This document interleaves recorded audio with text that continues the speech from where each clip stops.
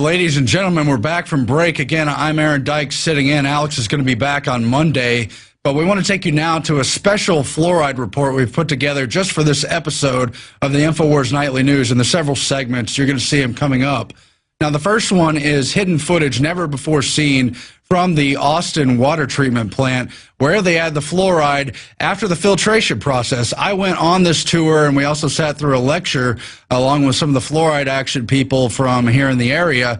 And it's incredible. They have a pretty reasonable water treatment facility, several stages of filtration, and then they just add the corrosive, deadly, and harmful fluoride on top of it after cleaning the rest of the water.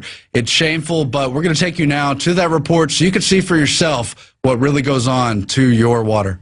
For more than 60 years, the federal government in the United States, as well as many other governments across the planet, have carried out an elaborate hoax designed to convince the public that fluoride is added to most water supplies to improve oral hygiene. This report will examine the facts. Hundreds of chemicals are added to municipal water supplies, all under the name fluoride. Sodium fluoride and its variants are the chemical byproducts of aluminum fertilizer, cement, steel, and nuclear weapons manufacturing. Children who ingest fluoride will actually get a form of tooth decay called dental fluorosis, dark brown stains, and tooth decay. The American Dental Association recently put out a nationwide alert. In the memo, they warned parents not to make baby formula using fluoridated water. Fluoride is the active ingredient in many pesticides, like rat poison. Fluoride has been proven to cause brain damage, reduced IQ, impairs memory and learning. It has been conclusively shown to cause damage in the kidneys. It has been directly linked to bone disease, bone cancer, reduced thyroid activity, and it has also been proven that it's linked to other cancers. Unfortunately, this is only the beginning of the list of medical issues directly related to the ingestion of fluoride.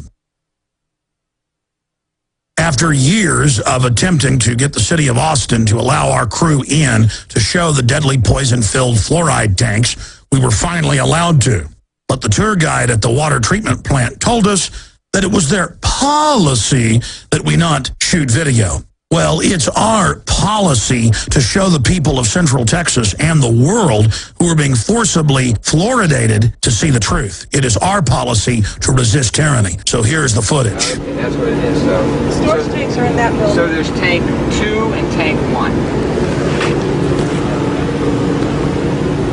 And this is a discharge line and like a return line for him to... Well, you know, we have things in containers. The tour guide even jokingly pointed out the fact that the fluoride acid would eat holes in the concrete and paint. See this corrosion here? This is not corroding just from the air. This is from acid baking here, okay? So they've had to go in and it looks like replace this, okay? They had to take it out, it looks like. Here you can see the pipes where they lovingly pump the carcinogenic, brain-eating chemical weapon into you and your children's water supply. This type of fluoride-based acid has the CDC's highest danger rating of number 4. Again, it is in the most dangerous class of chemicals with an MSDS health rating of 4. Life-threatening, major or permanent damage may result from a single or repeated exposure. Organ failure, cancer, the list goes on and on, all purposely pumped into your water supply. If sodium fluoride and its other variants are so dangerous, then why are more than 70% of U.S. cities forcing it on their citizens as a form of forced medication? Eugenics is the long-standing plan of population control and domination being quietly carried out by those who are determined to bring about a one-world government and a new world order. Fluoride was used by the Nazis to poison the water in the concentration camps and slave labor camps. The Nazis knew that the brain-damaging effects of fluoride would enable them to control the populations with more ease. Today, fluoride is being forced upon Americans in more than 70% of the country. This is not law, it is a federal mandate. Because the population is becoming aware and medical doctors are speaking out, The feds are now lobbying states like Arkansas to pass laws commanding local governments to add high levels of sodium fluoride to their water supplies. As Americans are becoming more educated about the issue, many activists are standing up to water fluoridation and laying the groundwork for taking it out of their water supply. Dr. Paul Connett is the executive director of the Fluoride Action Network. Thanks to Dr. Connett's efforts, the Calgary City Council voted 10-3 to remove toxic substances from their public drinking water.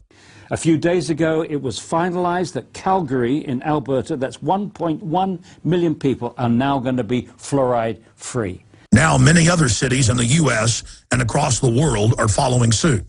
And that's why the establishment is striking back. Tim Cameron of Mount Clemens City, Michigan, proposed to his city council to have all fluoride removed from the tap water, and won with a 6-0 vote. Agenda item 9C, request commission approval of a resolution rescinding the addition of fluoride at the City of Mount Clemens water filtration plant. I need a motion, please. Motion to approve a resolution rescinding the addition of fluoride at the City of Mount Clemens water filtration plant. Second. Roll call, please. Campbell? Yes. Drager? Yes. Gager? Yes. Hill? Yes. Johns? Yes. Flesh? Yes. Motion passed unanimously. That's what one man did by simply presenting the scientific facts to his council.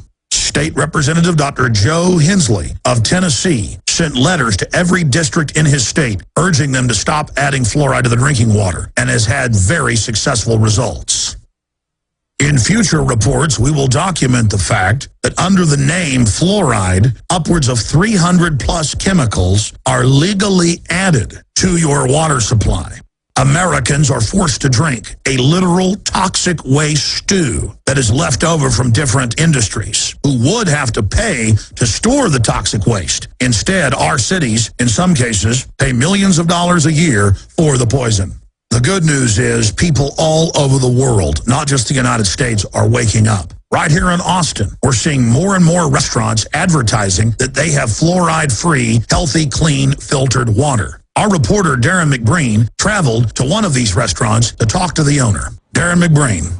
Thanks, Alex. We're standing outside of Hop Dotty's, a local hamburger restaurant located in South Austin. Now, this is just one of the many restaurants in town choosing organic and locally produced ingredients over GMO and conventionally farmed foods. However, Hop Dotty's has taken this trend one step further. They're also removing the fluoride as well as other toxins from the drinking water that they serve their customers. You'd be surprised that it's a small percentage that really appreciate it, but the ones that do understand what fluoride does to you, they are ecstatic. They love seeing that. Sodium fluoride is a chemical byproduct of aluminum, phosphate, cement, steel, and nuclear weapons manufacturing. It reduces IQ, impairs memory and learning. It has shown to poison kidney function. It causes bone disease as well as reduced thyroid activity and is a proven cause of cancer. Well, not only is it bad for humans, it's also bad for animals of all kinds as well. I just don't understand why fluoride needs to be in the water to begin with. I do not think it belongs in our water supply. I said it's for promoting like tooth health, oral hygiene and stuff like that. It's supposed to be good for your teeth. Anything in the water supply doesn't sound like something that I'd be for. So if I know something's being put into a water supply that doesn't necessarily have to be there, I'd rather it not be there. Back in elementary school, they made you like gargle that stuff and like wash your mouth out with it, but I just remember it made me sick every time I had it, so it's like, I don't know if it needs to be in my water. I think it's just awful. I don't think anything should be added to the water supply that doesn't need to be added. And it just sounds scary. Anything that's being put into a city's water supply without everybody's consent. So would you like to see all the restaurants turn the corner like you are and remove the fluoride from the drinking water that they serve their customers? Well, I like to see the city turn the corner and remove all the fluoride and not burden everyone with putting RO systems in their restaurants. I think that'd be the best way to do it. But I think that we can get the word out by doing that, and I would love to see more restaurants do that. Well, you know, a lot of advocates are starting to educate people, and more people are becoming aware of the dangers of sodium fluoride. In fact, right down the street, Hop Dotties they've made a conscious decision to remove the sodium fluoride from the drinking water that they serve their customers. What do you think about that? I think it's great. I actually go over there quite a bit. I appreciate it, yeah. I don't want, if they can filter out anything, the more filtration of the water, the better. I think it's great that they're standing by something they believe in. I'd like it if a lot more businesses started to do that. They actually spent the money to take it out of their own water supply. I think that's pretty cool. They don't need to spend money to take it out. It just needs to not be there to begin with. I'd like it personally if Austin stopped putting the fluoride in the water altogether. The majority of people we talk to on the street flat out don't approve of sodium fluoride being added to their water, which is why we applaud individual activists and activist groups like the Fluoride Action Network, who stand in the way of fluoridating public water supplies. And thanks to restaurants like Hop Dotties playing a role in the health of their customers and their community. I'm Darren McBreen for Infowars Nightly News. So as you can see, although not everyone's informed about fluoride, those who are don't want it added to the water. And as we've otherwise demonstrated, it's not good science. It's not good health. And it's important we recognize that, because the bioethicists of the world and the elites are trying to add more chemicals to our drinking water, such as the proposals for lithium just to treat a few people with depression. Then there's the prescription medicine that's in the water anyway. Now, we want to show you a clip from May 2011. We showed you some other clips from Dr. Paul Conant, pretty much the leading anti-fluoride activist out there, yesterday. And here in this clip, in a roundtable with Alex, they talk about some of the successes and how really the tide is beginning to turn, especially as the public becomes more aware. But at the same time, these mid-level bureaucrats have no interest in helping out the public they supposedly serve. Dr. Conant, thanks for coming in. Well, thank you, Alex. You know, water fluoridation is not the most important issue confronting our planet, but it's the easiest one to end. All you need is a strong wrist to turn off the tap. Once the tap is turned off, it's over. But you need the political will to turn the tap off, and to get that political will, we need people informed and we need people organized. Thanks to you, millions of people around the world are being informed on this issue, and thanks to fluoride-free Texas, thousands of people in the city of Austin are being informed about the issue and being organized on the issue. So we're keeping our fingers crossed that Austin, Texas will be our next big victory. A few days ago, it was finalized that Calgary in Alberta, that's 1.1 million people, are now going to be fluoride-free, and after 20 years. And people in Waterloo, Ontario, voted it out. So the squeeze is on Ontario. And don't forget that most of British Columbia and most of Quebec, the wings of Canada, are already fluoridation-free. And we're squeezing on Alberta with Calgary out. Edmonton may be next. And then we're squeezing on Ontario. If Ontario was to go, if Toronto was to go, or even Ottawa was to go, I think it would be the end of fluoridation in Canada. Meanwhile, we've got a very good organizing group in New Zealand. FAN New Zealand is excellent, and FAN Australia has just been formed. So there's a fight back everywhere. And then a few days ago I was in Dublin, which is mandatory fluoridation. Because of American pressure back in the 1960s, Ireland has mandatory fluoridation. It's the odd man out in Europe. Only 3 countries in Europe have any fluoridation at all. England at 10%, Spain at 3%, and Ireland at 73%. But lots of people in Ireland don't want this fluoride in their water. But many other people don't know it's there. Now, you've been talking about some of the big cities that are going fluoride-free. I've seen reports like towns outside Austin, like Lago Vista, having it removed. Other cities not putting it in. Big fights in places like San Diego, where they've had to bring in supposed private money to do it. I've tried to work out for 15 years. You notice in our book, it's the last chapter, trying to understand motivations. Now, for the rank-and-file dentists and doctors, it's very simple.